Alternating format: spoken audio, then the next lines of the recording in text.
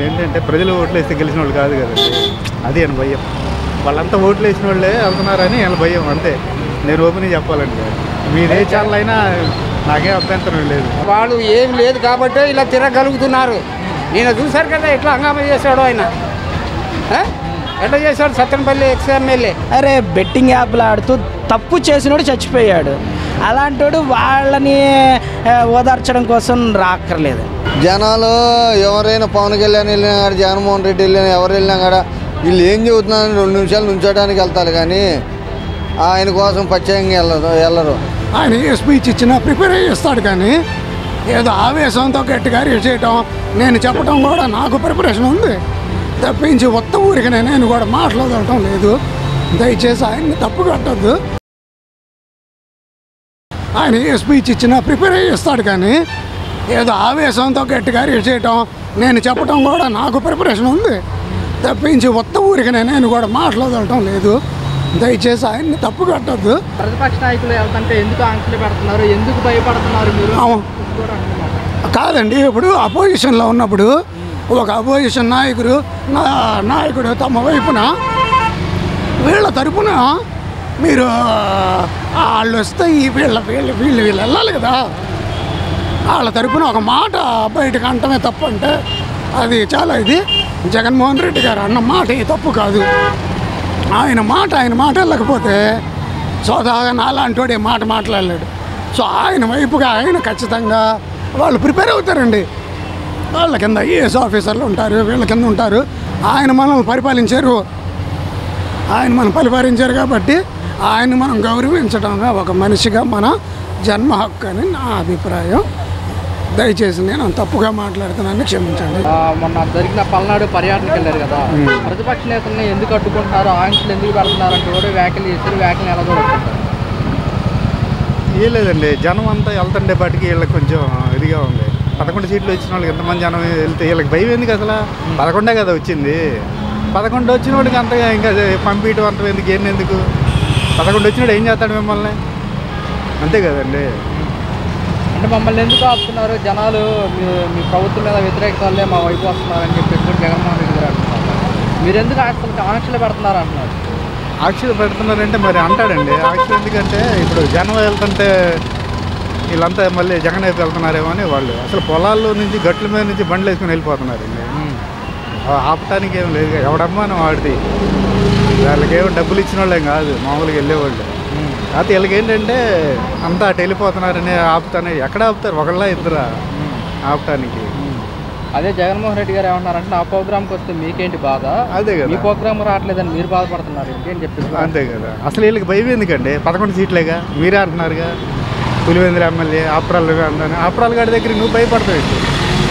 40 years సీనియర్వి నువ్వు భయపడతావు ఏంటి? అసలు భయపడకూడదు కదా, వెళ్తే వెళ్ళని అనుకోవాలి. కానీ అది ఎందుకని అంటారు? అదే జనాలు వీళ్ళు తెలిసి వీళ్ళు ఏంటంటే ప్రజలు ఓట్లు వేస్తే గెలిచిన వాళ్ళు కాదు కదండి, అది అని భయం. వాళ్ళంతా ఓట్లు వేసిన వాళ్ళే వెళ్తున్నారని వీళ్ళ భయం, అంతే.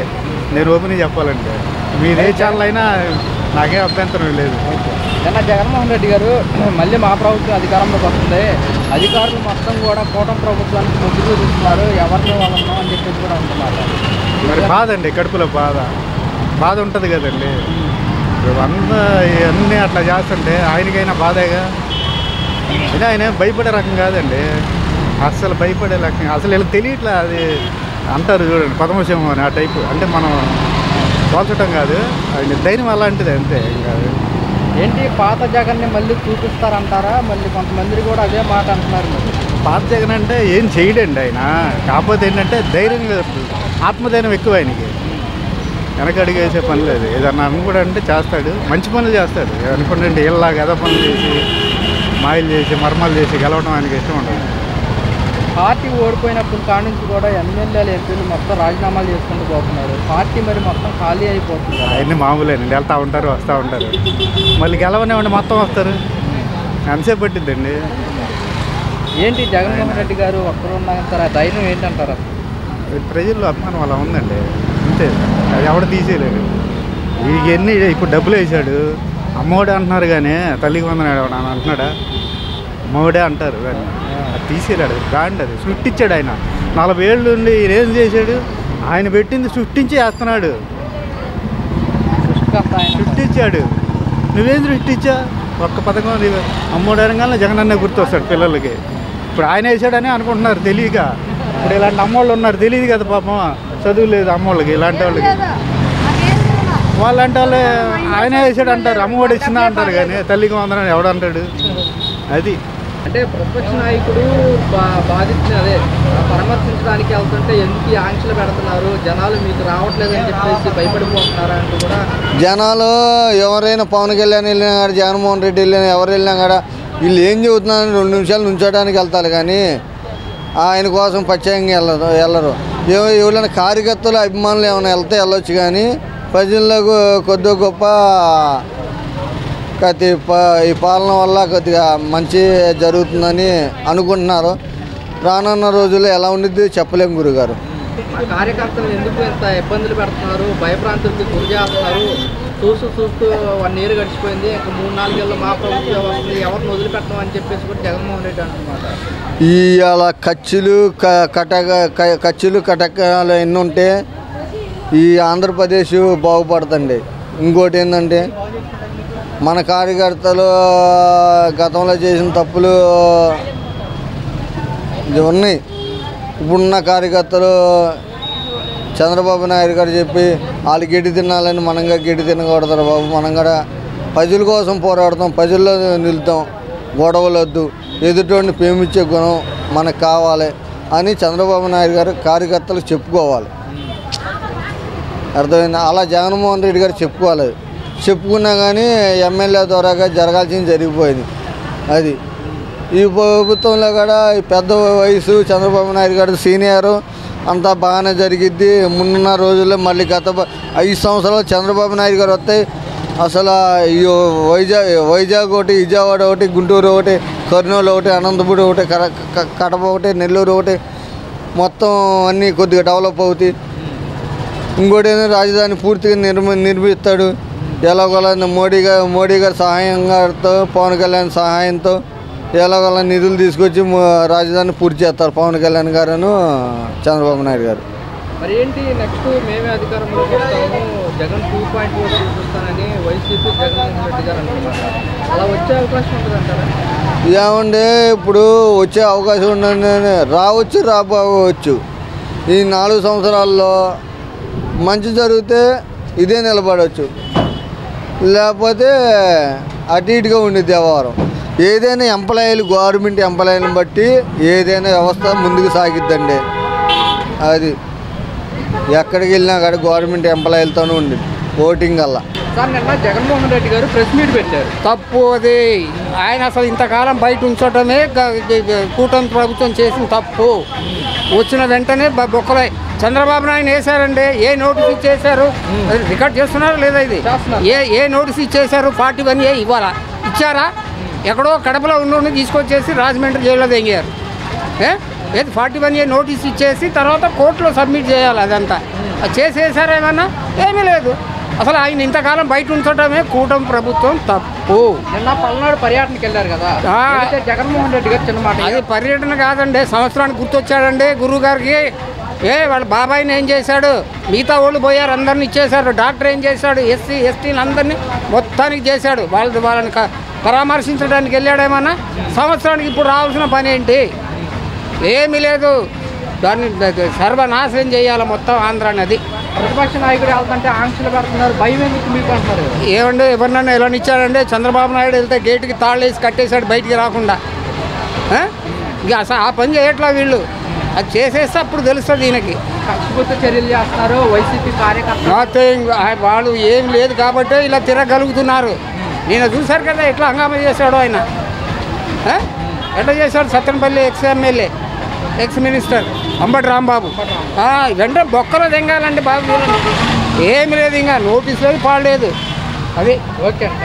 జగన్మోహన్ రెడ్డి గారు ప్రెస్ మీట్లో మాట్లాడుతూ మన పల్నాడు పర్యటనకి వెళ్ళారు. ప్రతిపక్ష నాయకుడికి ఎందుకు ఆంక్షలు పెడుతున్నారు, మీరు ఎందుకు భయపడుతున్నారంటే కూడా వ్యాఖ్యలు చేశారు. వ్యాఖ్యలు ఎలా కూడా వచ్చారు? ప్రతిపక్ష నాయకుడికి ఆంక్షలు అంటే మరి లాస్ట్ టైము చంద్రబాబు నాయుడికి రాజమండ్రిలో చేసింది ఏంటండి? ఆంక్షలు అనేది ఎప్పుడైనా కానీ కోపాలు రేకెత్తిచ్చే విషయాలు మాట్లాడినప్పుడు ఆంక్షలు పెట్టారు. మొన్నటిదాకా పెట్టారా? పెట్టలేదు కదా. నిన్న సత్తెనపల్లిలో ఒక ఇద్దరు, నాకు తెలిసి 2-3 కంటే ఎక్కువ లేదు.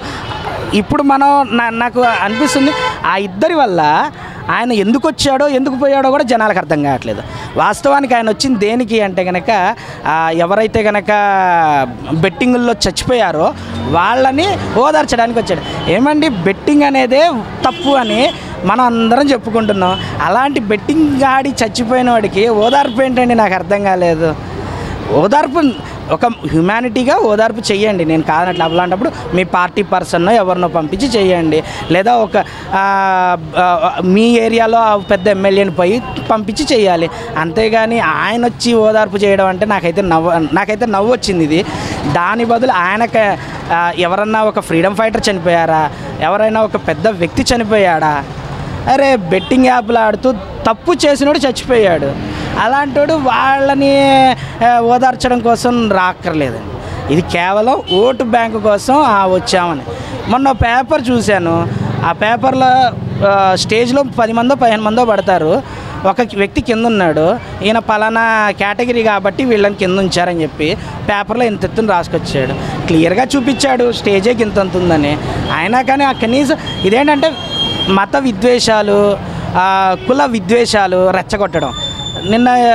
నిన్న న్యూస్లో చూశాను, మా దాంట్లోకి కమ్మ వాళ్ళని రానియరా అని.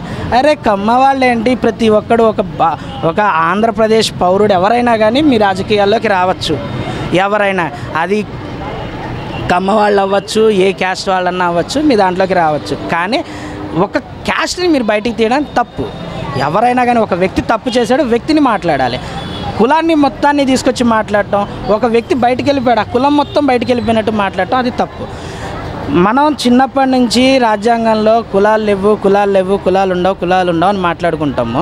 కానీ ఈరోజు కూడా యాదవుల సంఖ్య ఎక్కువ ఉన్నది. అందుకోసమే మొన్న హైదరాబాద్ జూబ్లీ హిల్స్లో ఎలక్షన్స్ గురించి యాదవులు ఎక్కువ ఉన్నారు, అందుకోసమే యాదవులకి సీట్ ఇవ్వాలని మాట్లాడుతున్నారు.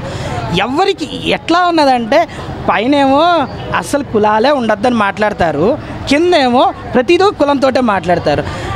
బహుశా నా ఫీలింగ్ అయితే జనాల మధ్యలో ఇవ్వండి, పార్టీల మధ్యలో ఉన్నాయి కులాలు. జనాల మధ్యలో ఉండుంటే ఖచ్చితంగా గొడవలు జరిగాయి. జనాల మధ్యలో లేవు. నా ఇంటికి పాలు పోసేవాడికి నేను కులం అడిగి నేను తెప్పించుకోలే. నా ట్రైన్లో నా పక్కన బెర్తోడికి నేను కులం అడిగి నేను కూర్చోబెట్టుకోలే. ఎక్కడా కులం రావట్లేదు. కానీ పార్టీల దగ్గర మాత్రమే కులం వస్తుంది. సో ఇది గ్రహించి ముందు పార్టీలు ఆలోచించాల్సింది కులాల ప్రాతిపదికన కాదు. ఒక కార్యకర్త, ఆ కార్యకర్త నీ పార్టీకి మంచిగా పనిచేశాడా, తనకి మంచి పేరు ఉన్నదా, తన యొక్క వ్యక్తిత్వం ఏంటి, తన వ్యక్తిగత ఏంటి, ఇవన్నీ తెలుసుకొని ఆ వ్యక్తికి సీట్ ఇస్తే అప్పుడు ఈ కులాల లెక్కలు తగ్గుతాయి. ఈ కులాల లెక్కలు అనేది ఉండకుండా ఉంటేనే మంచిగా ఉంటుంది.